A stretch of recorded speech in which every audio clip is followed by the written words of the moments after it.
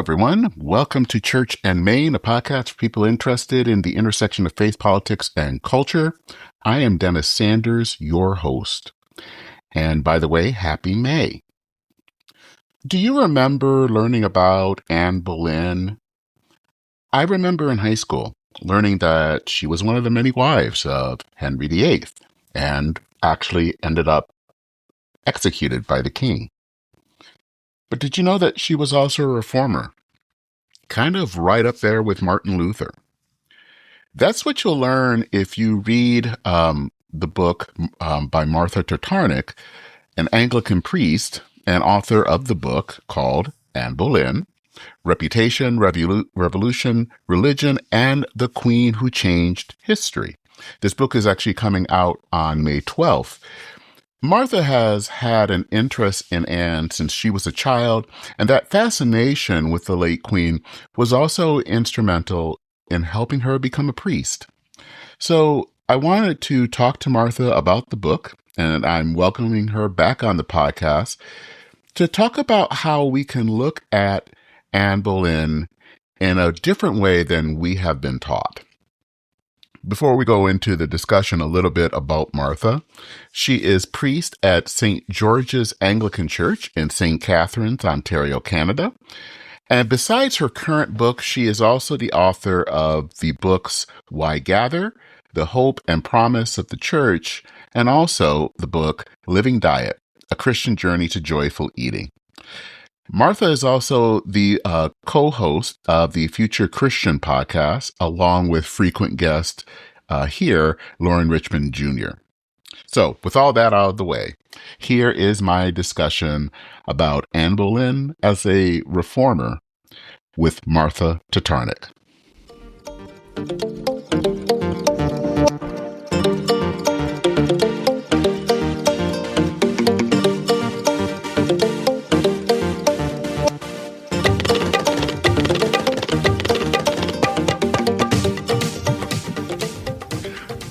Well, Martha, it is good to have you back on the podcast. And I wanted to talk about, you have a new book coming out. And it is a book that I think is fascinating in that it's dealing with a person from history that I kind of remember when I was in ninth grade, knowing a little bit about, and that is Anne Boleyn. And unfortunately, there were only two things I knew about her. Well, three. One, that she was the second wife of Henry VIII. Second was supposedly that she had 6 fingers on one hand. And then third, that she was executed. And we didn't talk much more about that. But there is a lot about her that we don't know. And I think in how you've written this book, it's really has a lot to say about the church and about the role of women in the church, but also the role of women in society. So I think the first thing I wanted to talk about is what led you to write this book about Anne Boleyn? All right. Well, first of all, I just want to say thank you for having me back on the podcast. And thank you for being open to talking about my new book, because I realized when I reached out to you to see whether you were interested in an advance copy that it's, not the typical topics that you have on Church and Main. But I think that you're absolutely right that what I've tried to do in exploring this pretty popular, well-known figure from history is what it does actually have to say for us today, and what it has to say for us in a really critical and important way. So thanks for getting into it. Thank you for being open-minded about that. What led me to write a book about Anne Boleyn?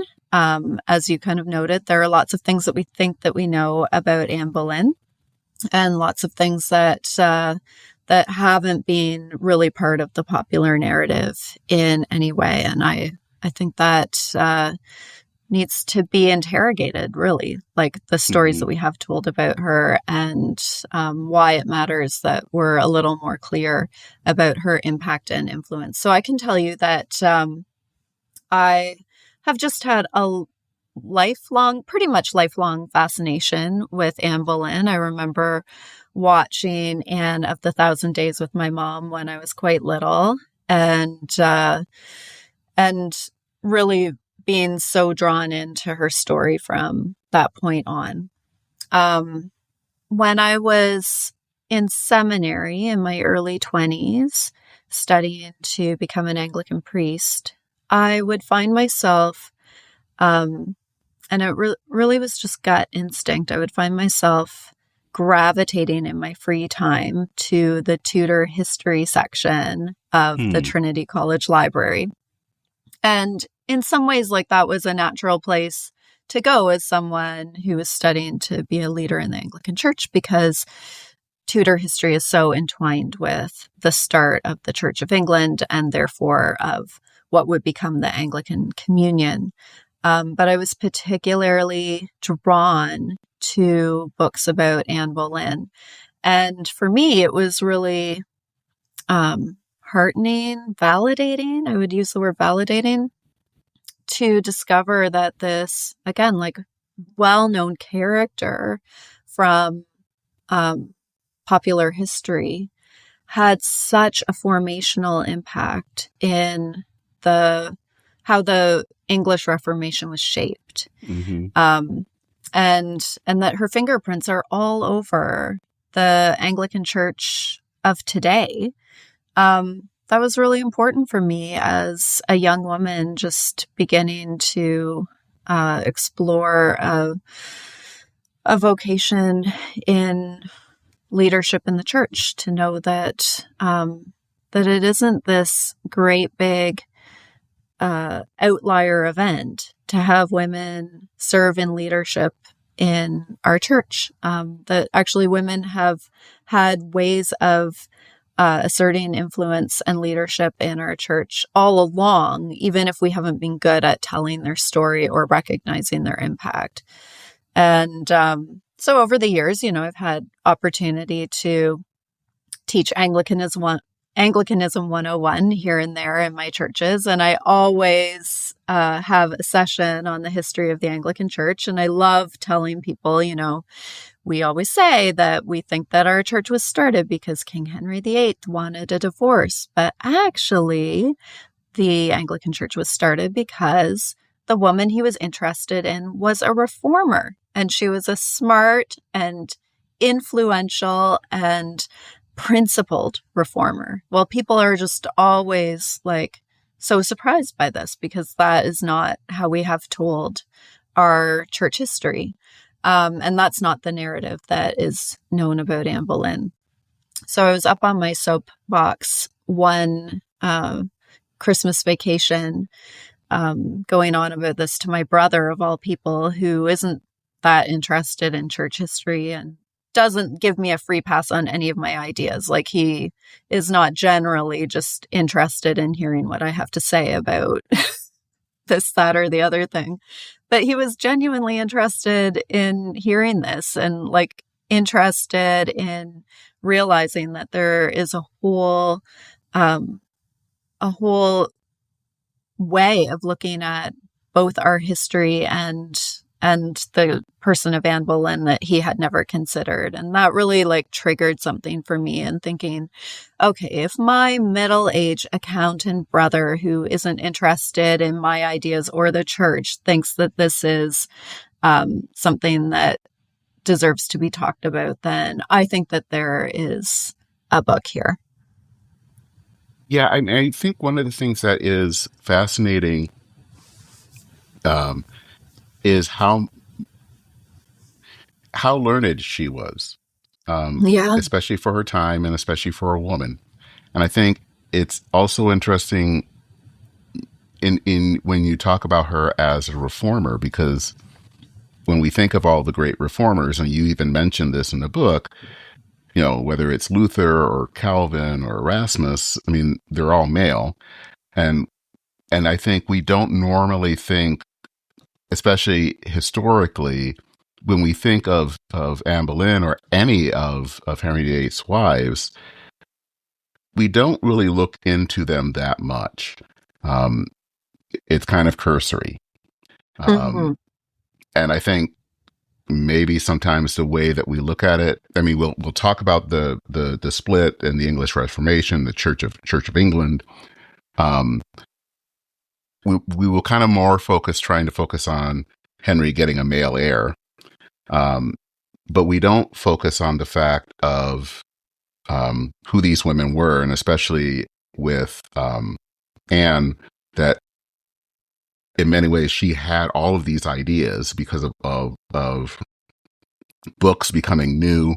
The printing press had only been around maybe a few decades earlier, and really the influence that she had in creating the Church of England. It wasn't just Henry getting angry and deciding to split it off. There was actually some thought in all of this.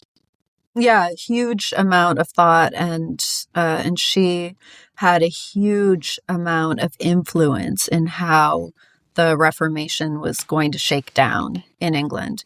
I think that you're right to point out her level of education and intelligence, and we think of that being very unique for a woman of her time. And yet, what I was really surprised to discover in my research was actually like that she was a product of her time, that she was part of a whole circle of well-educated women who were asserting leadership and influence in pretty remarkable ways, and who were very invested in church reform, who they were reading these books and they were accessing the scriptures in their own language, and they were on fire with what they were reading and discovering, and these new worlds that were opening up for them as well. They were very invested in those same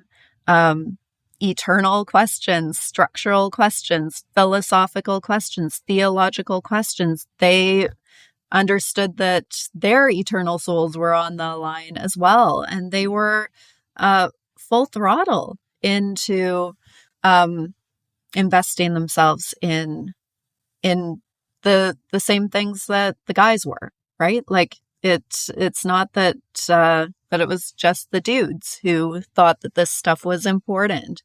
And I think a big reason why she was the way that she was is because she was so formed by these other women who were normalizing the idea of education for women and leadership and an impact that women could have. Do you think that this all kind of went hand in hand with the Reformation in general? And this was also kind of happening at the same time that humanism kind of was coming to fore. Do you think that she was very much a product of the time or the changing times? Yeah, I think that, she's a fascinating character, and she comes to us from this fascinating hinge point in history, right? Where you can see these pre-modern ways of understanding the world and understanding society and society's relationship with God. You can see all of that still in full effect at the same time, that because of the printing press, because of access to circulating ideas and reading the scriptures in one's own language, and how that began to shape people's ideas about more universal access to education and those humanistic ideals that you note. All of that is bubbling up at the same time as we continue to see the old world in full effect, and the new world just beginning to be born. You can see all of those seeds of modernity in Anne Boleyn's life. You can see those seeds of that much more individualistic way of thinking about the world that would come to challenge sort of all of those societal norms of people. And you can see it in Henry VIII, right? And you mentioned like this quest for an heir being at the heart of what was driving this massive religious question, because for Henry, not having a male heir wasn't just a personal problem. It wasn't just a political problem. It was a religious problem. And again, he and Anne and basically everyone around him was fully committed to the idea that the king's relationship with God impacted everyone. That this wasn't just about Henry and God. This was about the whole English realm. And,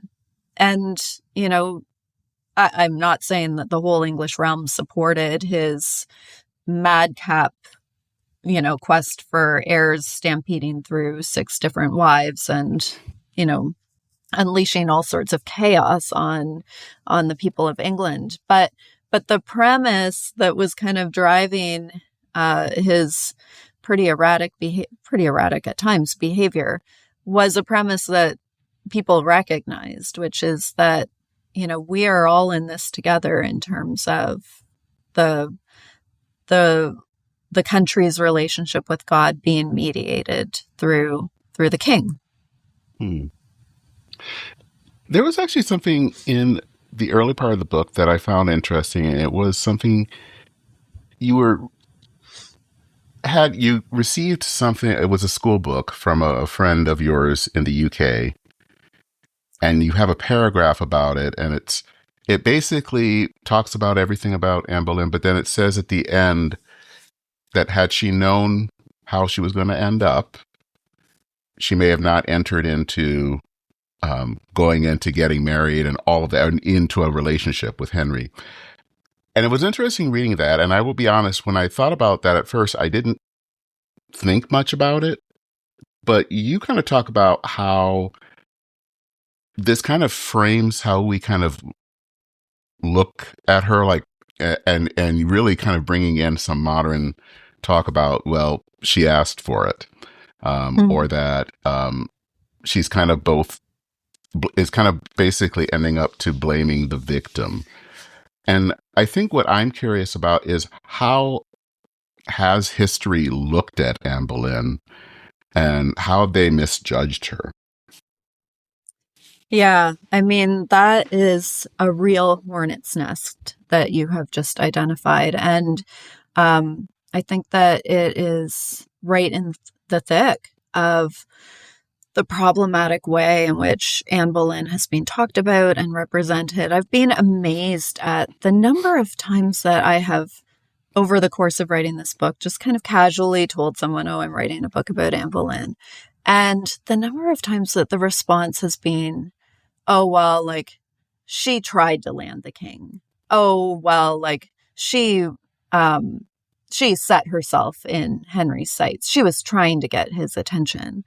And then, yeah, the quote from that Lady Bird history school book that you note in the early part of the book, and the musical Six, and so many other popular representations of Anne's life all succumb to that, like, that very subtle, implicit,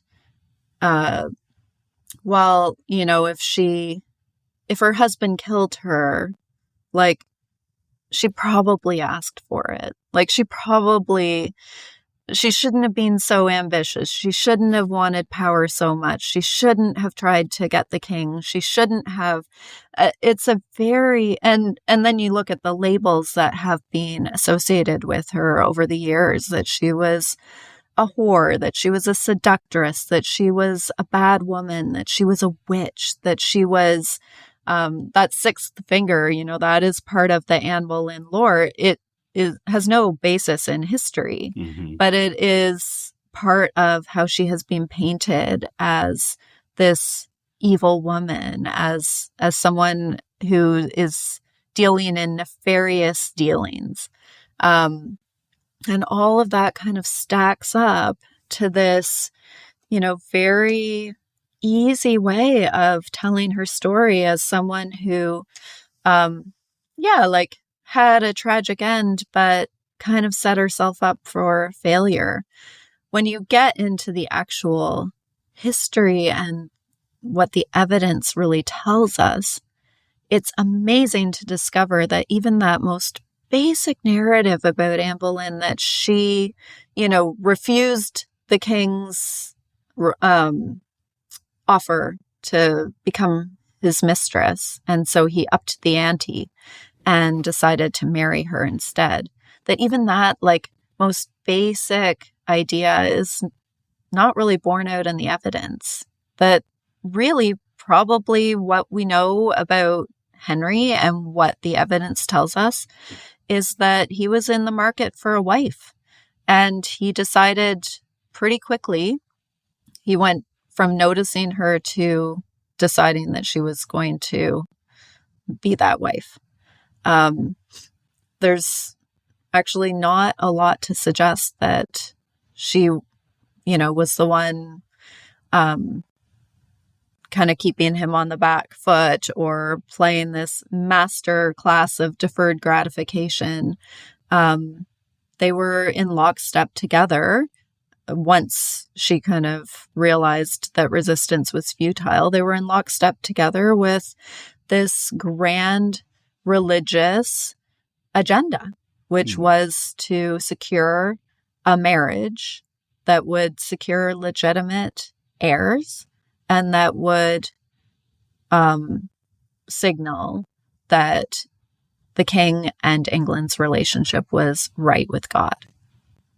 That's a very different way of looking at the story. And you know what? Even if she was somebody who somehow was able to keep the king on notice for 6 years until he married her, that doesn't mean she deserves to die.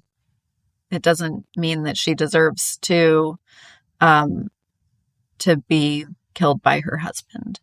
So I think we have to be super careful about how we tell these stories. And, that really did become, as much as I have enjoyed getting into the history of Anne Boleyn, I really tried to keep my eye on that prize in terms of why does this matter? Why does it matter how we talk about this particular woman?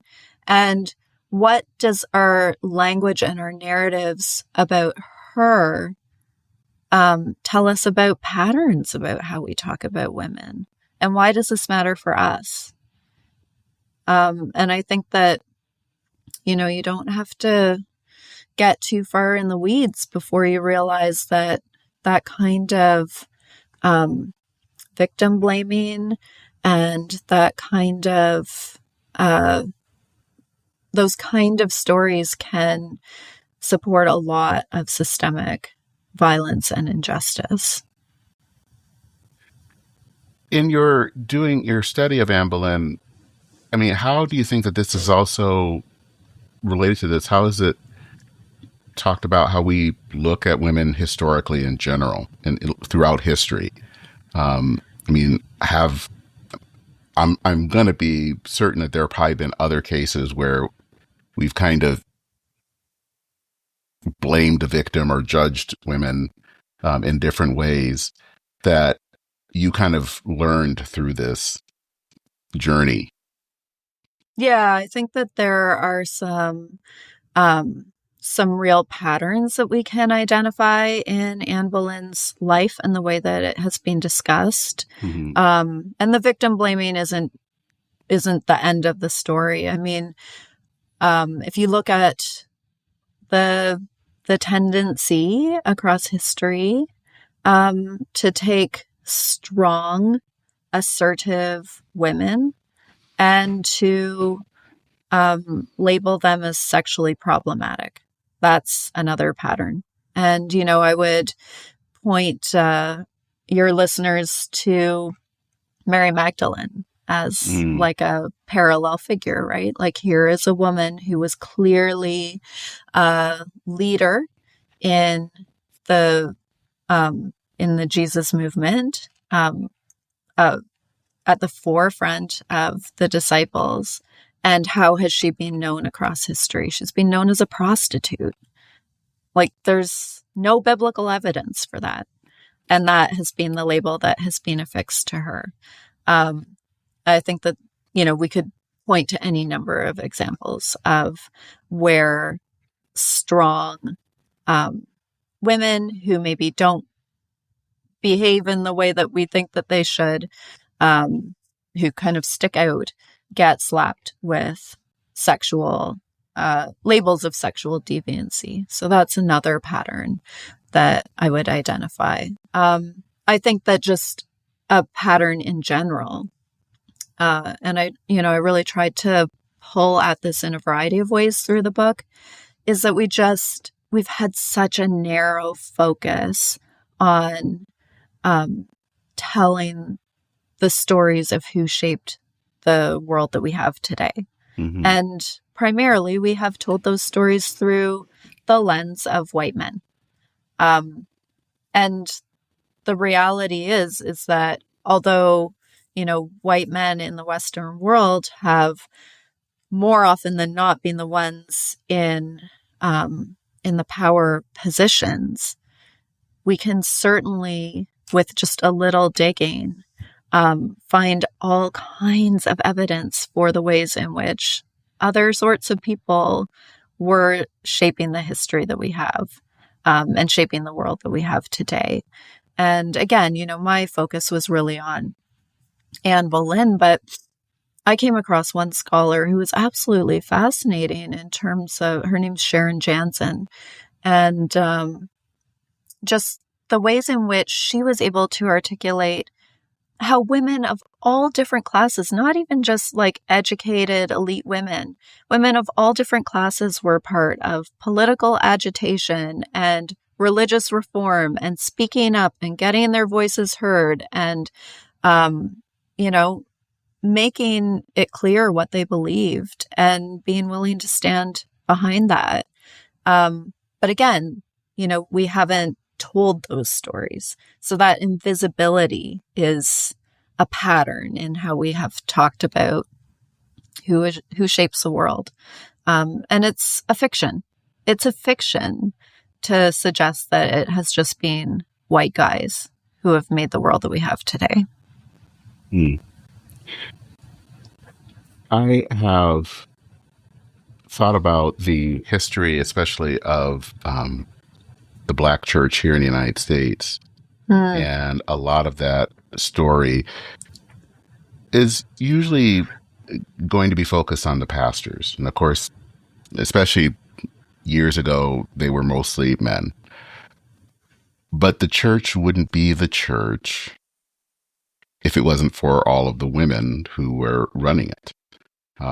And they also have some important stories that are, I think, only now being told, but we haven't heard about them. But if you didn't have those women who were really the backbones of the church, none of this would happen, especially things like the civil rights movement here in the States. Yeah, I think that is like such a good corollary. And again, like people of all different walks of life have always found their ways of getting their voices into the mix and getting their fingerprints smudged across, the whole shaping of history. There was a whole chapter that I had to cut out. I had to cut out so much of the book because I really got carried away. There were so many different aspects that I wanted to highlight. But there was a chapter that I wrote that that made a connection between the telling of Anne Boleyn's story and Indigenous Canada and the Truth and Reconciliation movement in Canada. And I realize like there is like not an obvious connection between an elite woman of the 16th century who married into royalty and Indigenous peoples of Canada today, except to say, isn't it interesting that at the heart of the Truth and Reconciliation movement in Canada is this insistence that Indigenous people's stories be told as part of our history, that like is going to be baked into our education systems. It is going to be part of our history books. It is going to be what like school children start to learn about the history of Canada, that is an essential step in any work of truth and reconciliation, is to make sure that we are telling the stories. And, you know, like I think Anne Boleyn is a fascinating character who lived in many ways in a time of history that can be read almost as a soap opera. And at the same time, like, I think that there is something just so incredibly critical and serious about what I'm trying to say, which is like telling these stories really matter. Telling better stories matters. Telling more stories matters. Just any way that we can put to bed the lie that it's just one type of person who has been important in our history. And, you know, especially like in our church history too, because our church history has been so dominated by the voices of men, and Christianity has walked a pretty intimate path with the patriarchy. And I don't think that that's representative of Jesus and what he was all about.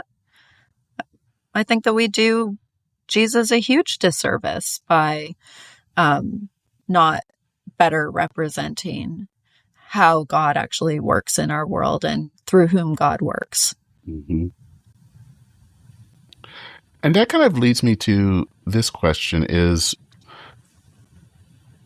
what does this book have to say, especially to the modern church? Obviously, you wrote this being yourself an Anglican priest. This is in some ways a lot about the beginnings of the Anglican Church and the Anglican Communion. What happened 4 or 5 centuries ago have to say about this current moment? How is it speaking to our moment? Yeah, well, a couple of different things. I mean, again, yes, so much of the book is focused on Anne, her story, the English Reformation, but I really did try to also just touch on how much women were involved right across the board in that very cataclysmic time. So to say that Anne, and I think it is absolutely fair to say this, historians say this, to say that Anne Boleyn was one of the architects of the English Reformation is a very fair statement, and one that Anglicans should know. They should know that along with Cranmer and Hooker and Parker and, all the guys, that Anne Boleyn was one of the key architects of how the English church would be shaped. And at the same time, the same can be said of how the Reformation shook down across the board, right? Like she's one of many women who were part of shaping the history of the church at that really important time. this year, the Anglican Church of Canada will mark its 50th anniversary of the ordination of women. And just in the last couple of weeks, the first female Archbishop of Canterbury was installed as the kind of flag bearer of the Anglican Communion. And there is a tendency to treat the ordination of women and the movement of women into the highest offices of the church as a new thing. And it is. I mean, it is a new thing in the grand scheme of things, even though women have been ordained longer than I have been alive in my church. It's still a very relatively new thing. And I have had many experiences of running up against the intractability of how people view who should be in leadership in the church. And at the same time, as you know, we're kind of making history and all of this newness is unfolding, I think it's really important to frame it in the context of a long history of how women have been leaders in our church, a long history that you can take all the way back to the disciples of Jesus and further back into the history of Israel. Like maybe there's a new chapter unfolding in terms of women's legitimacy and visibility in leadership, and I celebrate that. But let's be honest and fervent about claiming this as foundational to the people of faith and to the body of Christ and to the life of the church. And I think that that's important, not just for women who are trying to, take on these new chapters. I think it's important for all of us in terms of how we understand how God is at work. Yeah, I mean, I definitely agree with that. I think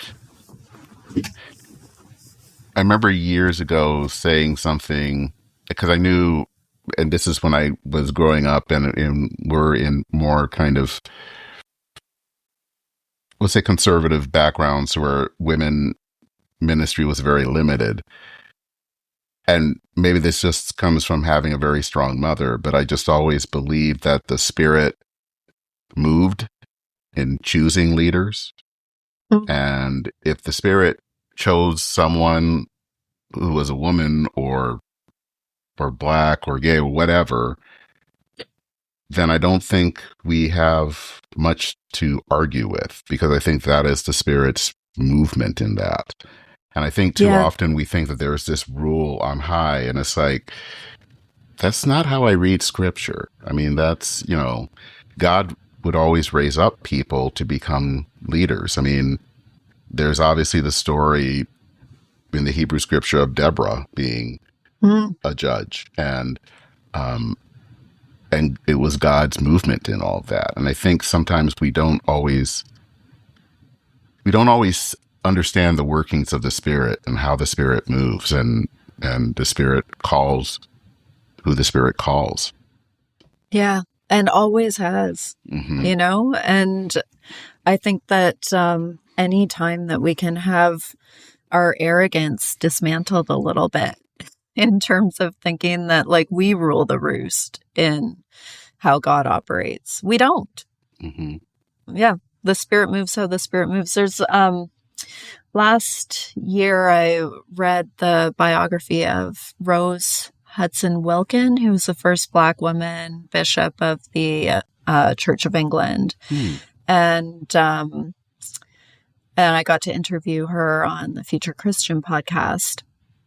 And she grew up in a church, a part of the Anglican Communion that was not ordaining women at that time. And then she went to serve in England. She grew up in Jamaica, went to serve in England and was feeling this sense of calling all throughout, like from the time that she was a teenager.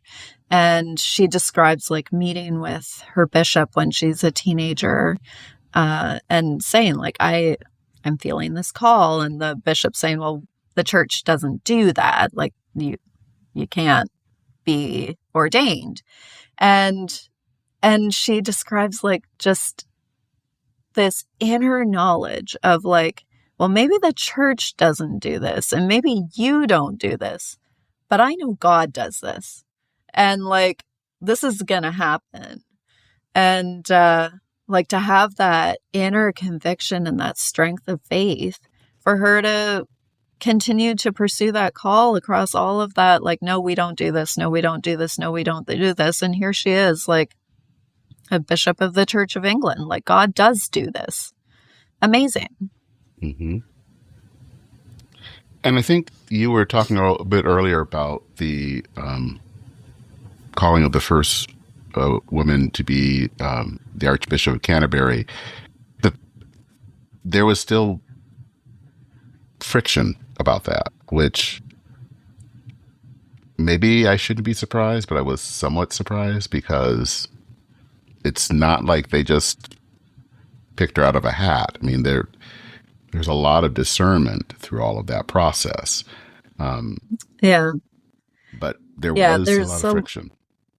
Yeah, and there will continue to be, right? Like from the get-go, as soon as the church started ordaining women, there was a big hue and cry about how this was going to be the ruin of the church. And, you know, there's been a hue and cry about any time that the church takes those steps to recognize the ways in which God calls and works, right? So that is not surprising. The friction will continue to be there. The opposition is real. And again, that has a lot to do too with why I'm so insistent in framing her as, okay, yeah, it's a new chapter, but it's also not a new chapter. It's a faithful continuation of what has been taking place all along in our faith. And, you know, that's really important to me as a person of faith to say that. But it's also just really important, like in much more practical ways. Like I talk in the book about Malcolm Gladwell and his work around a tipping point. That, you know, when a woman is seen as you know, kind of rising into ranks that are brand new, that she's kind of alone in. And that goes for anybody who's kind of breaking through whatever glass ceilings there are. Anybody who is seen as an outlier in a position of leadership that they previously have been excluded from. That there is a tendency to exceptionalize that person, to turn them into a novelty, or to judge them according to a very different sort of standard than someone who is seen as more normal in that position would be judged, right? So, you know, a woman gets into a position of leadership and she thinks that she has to represent all women everywhere for all time. Otherwise, like the whole thing will be judged as a failed experiment, right? And I've certainly heard Black people talk about a similar dynamic, that when they are thrust into positions that they have previously been excluded from, there's this sense of responsibility that I have to represent the whole Black community in this moment. Malcolm Gladwell talks about a tipping point when representation of a previously excluded group reaches around 1/3, and suddenly it allows people to be judged just according to the standard of how they're doing the job, rather than like the standard of like, should this kind of person be here? And you know, I think like for Sarah Mullally, the first female Archbishop of Canterbury, for women in leadership, for Black people in leadership, for gay people in leadership, for them to understand that they're part of a team and that they're part of a long and faithful history, I think really counteracts some of those very unhelpful dynamics when glass ceilings are broken. Kind of wrapping things up, I wanted to know, what is your hope for this book when it releases next month? Well, I have a pretty specific agenda about the book, and I welcome your prayers for this because it's a bit ambitious, but I really want to be part of dismantling the fictional idea of a church history that is just shaped by white dudes. I want to challenge that. I want people in our churches. This book isn't written for a church audience. It's written for a general audience. I think that Anne Boleyn has a lot to say to people, whether you're a person of faith or not. But I will say that, as a Christian leader myself, my specific hope is that at least in our churches, people will know something of how women have shaped our church too. And I want it to become widespread knowledge that Anne Boleyn was a major influencer and had a huge impact in how the Reformation in England and therefore in Europe came to be and took place and what it looked like. Okay. One final note before we end is that I remember actually in seminary, and of course my seminary, I went to Luther Seminary, so of course I learned a lot about Martin Luther, but they talked a little bit about the importance of his wife, Katie Luther. Yeah.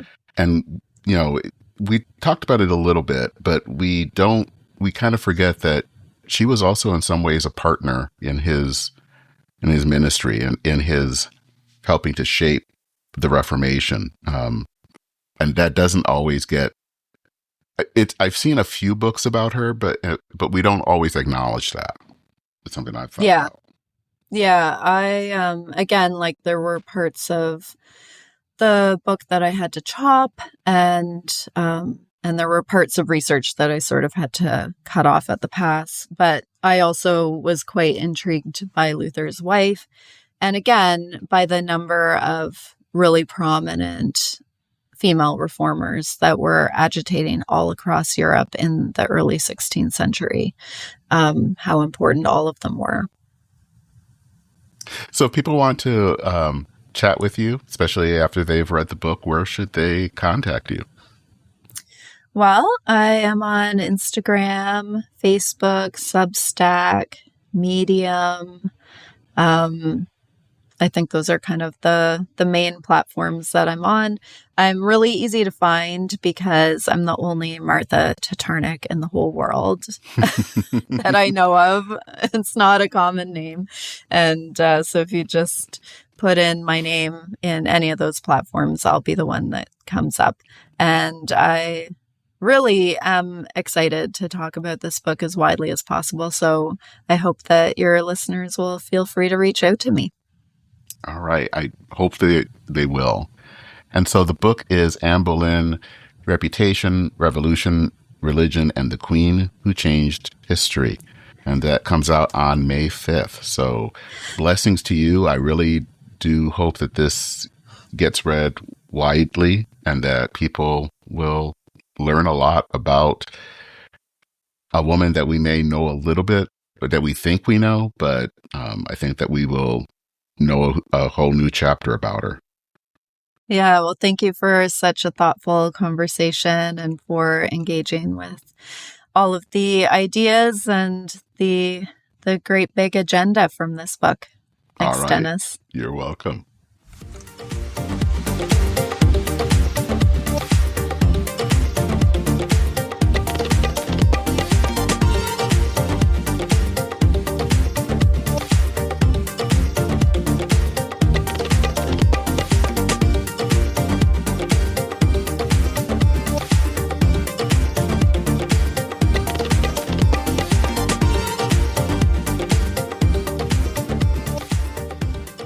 So I really hope you enjoyed that discussion with Martha about Anne Boleyn. I will put a link to the book in the show notes. Again, that book is coming out on May 12th, and I will put a link so that you can pre-order that book as well. And also, I'll probably put a link to her personal website just to know so that you can all know a little bit more about Martha. Also, as usual, if you want to learn more about this podcast, listen to past episodes, you can check me out at churchandmain.org. I'd also suggest that you check churchandmain.substack.com to read articles that I've written. I also do try to post the podcast there. Usually it's a few days after it has launched on Podbean. And so you can watch for it there. If you want to donate to the podcast, you can do that. There's a link in the show notes. If you're listening to this on Podbean or on other podcast platforms. Also, you can make a donation and subscribe on the Substack page. And there's a button if you go to Substack. I'd also like for you, the most recent article that I wrote on Substack is I'm a big Star Trek fan, very big Trekkie. And one of the interesting things that has been happening in among Trek people these days, about a month ago, is a recent cancellation of the newest of the series in the franchise, Starfleet Academy. What was interesting about that, following it on social media, like on YouTube and on Facebook, was that there was pretty much an active campaign, maybe, I don't know if that's the right word, but just really a lot of campaign against the series, and a lot of it kind of bordered, I want to say, on racism and homophobia. And I was curious about this. I wanted to write about it, and I didn't want it to be a kind of a political screed, but to understand what is behind some of this anger over a TV show. So that is one of my latest articles on my Substack, and I will put a link to that article. The article's title, which I'm forgetting right now, but is When IDIC Met the Culture War, and IDIC it stands for Infinite Diversity and Infinite Combinations. And it's kind of a philosophy that came out of Star Trek, which probably proves that I am an incredibly big geek. But I hope that you will consider reading the article. It's an interesting take on the times that we live in, how a TV show became so divisive and kind of polarizing. And so please give it a check, to give it a read when you have the chance. Also, please consider leaving a review or a rating on your favorite podcast app. When you do that, you can make sure that other people find this podcast. And I would love if people could find this podcast. So that is it for this episode of Church in Maine. I'm Dennis Sanders, your host. As I always like to say, thank you so much for listening. Take care, everyone. Godspeed. And I will see you very soon.